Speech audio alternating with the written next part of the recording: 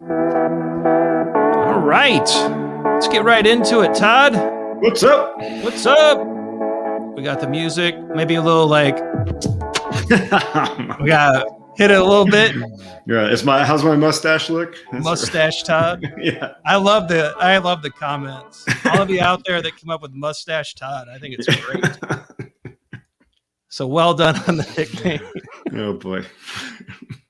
Todd, I got a question for you. How do we assess the value of a product backlog item? Actually, one of our listeners had that question, but I'm just they did. Yeah, I think this is like a new, like we're trying to hammer all the content. To be honest with you, our backlog here is huge for this. So you might hear your question answered in like 6 months. We're just trying to work through it, and we're looking for ones that we think are common questions, and we'll answer those first. But we do keep a track of all. Yeah, you guys, you're all doing great. Yeah. So you're keeping us busy.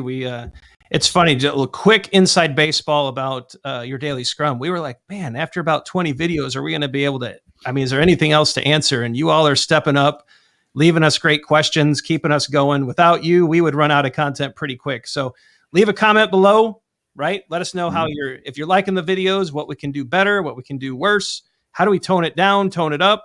And leave your questions, right? Let us know how we can better serve you. So Todd, the value of a PBI, how do we assess it? You can't until we ship it. Yep. Everything on the product backlog, every product backlog item is a hypothesis. Yep. It's a hypothesis to add value. You cannot be certain that it's going to add value until you ship it and then validate whether it did or not. That's why we favor short feedback loops. That's why we want to get something out there in front of a customer, in front of a user, in front of a client as soon as responsibly possible, right? Yes. We want it to, we don't want you to put something half baked. Like MVP is not a license to deliver crap. We're not pushing. We've talked about that in past videos.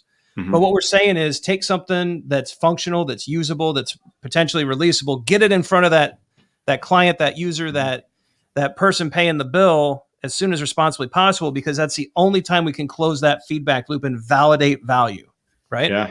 Yep. And we've also got to build in the hooks to validate value or not. So if you're looking at whether it's maybe you're looking at the usage of a particular feature, right? You're looking at the number of, maybe you're trying to increase the customers that get a different channel of customers in the door. Really, that's why we also like to attach to product backlog items what we think dial that's going to turn, a metric associated with what that's going to turn. And that could be a metric associated. You could have multiple product backlog items that are trying to deliver on a product goal. And ultimately the product goal is what we're measuring and trying to validate upon these hypotheses. But this is the whole rub here, right? Getting product out the door in a way that you can validate whether it was valuable or not, doing it quickly, not sacrificing quality on it, and then pivoting from there based off of empirical evidence that customers actually use it.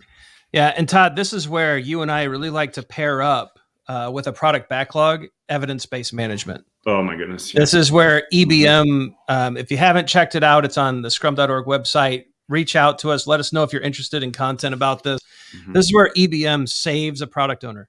I think that framework is just a wonderful idea that allows a product owner to get a sense of value early, but then go back, and it gives us kind of like the database, the data hooks to go back and say, did we ship something valuable?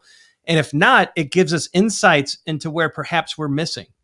It's just such a great framework that without something like that, I don't think assessing value even after delivery is really possible, at least at any kind of form of accuracy or meaning.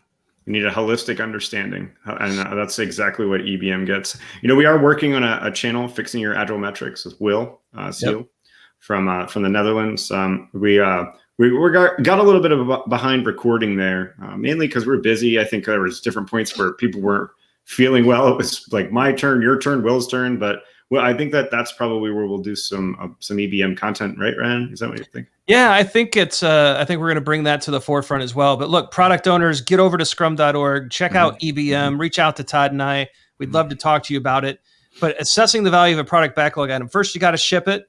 right? That's like primary to both of us. Todd and I are very much in the camp of ship it, but you also need a solid metrics program, a solid evaluation program around that to make sure that when you're actually assessing that value, you're getting something back that's meaningful, that's actionable, so that you can actually make good adaptation is the key here, right? We're always adapting. We're always changing. If you don't have good data, though, that's a problem. So assess the value by shipping, talking to the people who you're serving with that feature, right? But also have good measures in place.